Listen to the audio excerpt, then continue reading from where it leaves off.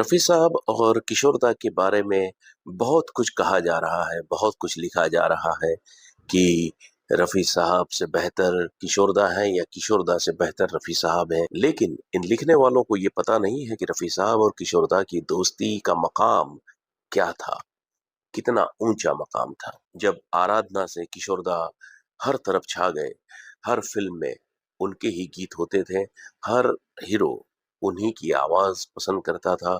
रफ़ी साहब का काम थोड़ा-सा कम हो गया था और ये फ़िल्म इंडस्ट्री जो मतलब की बुनियाद पे खड़ी हुई है, कल तक जो रफ़ी साहब के पीछे दौड़ते थे, आज वो किशोरदा के पीछे भाग रहे थे। कुछ कम गाने हो गए थे रफ़ी साहब के और ज़्यादातर नग़्मे किशोरदा ही गा रहे थे। उस दौर की फ़िल्मी पत्रिकाओं में इन दोनों के किस्से छपते थे और एक को कम और दूसरे को बेहतर दिखाने की कोशिश उस वक़्त होती थी। एक बार किशोरदा लंदन गए थे शो के सिलसिले में। किशोरदा ने कॉल किया कि मैं आ रहा हूँ और साथ में बैठकर खाना खाएँगे।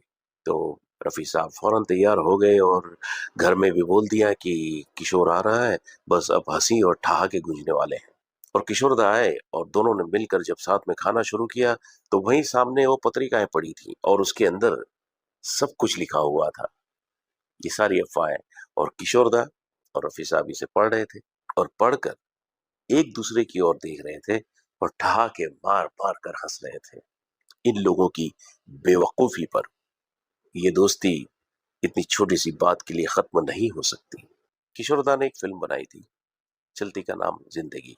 इस फ़िल्म में रफ़ी साहब ने एक गीत भी गाया था और इस गीत का पेमेंट जब किशोरदा ने देना चाहा तो रफ़ी साहब ने बिल्कुल मना कर दिया कि नहीं, मैं अपने दोस्त से पैसे नहीं ले सकता।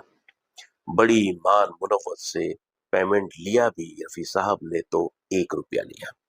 और जब किशोरदा को रफ़ी साहब की दुनिया से रुखसत होने की खबर मिली, तो वो बदहवास से अपने घर से रफ़ी साहब के घर की ओर दौड़े और रफ़ी साहब के पैरों के पास बैठकर बच्चों की तरह फूट-फूट कर रो रहे थे। ऐसी थी दोस्ती रफ़ी साहब और किशोरदा की। आपको भी रफ़ी साहब और किशोरदा की दोस्ती का यह किस्सा पसंद आया हो, तो दोनों ही महान फ़नकारों के लिए, दोनों ही महान कलाकारों के लिए प्यारी-प्यारी सी कमेंट्स ज़रूर कीजिएगा और देखते रहिए सिनेमा की विरासत।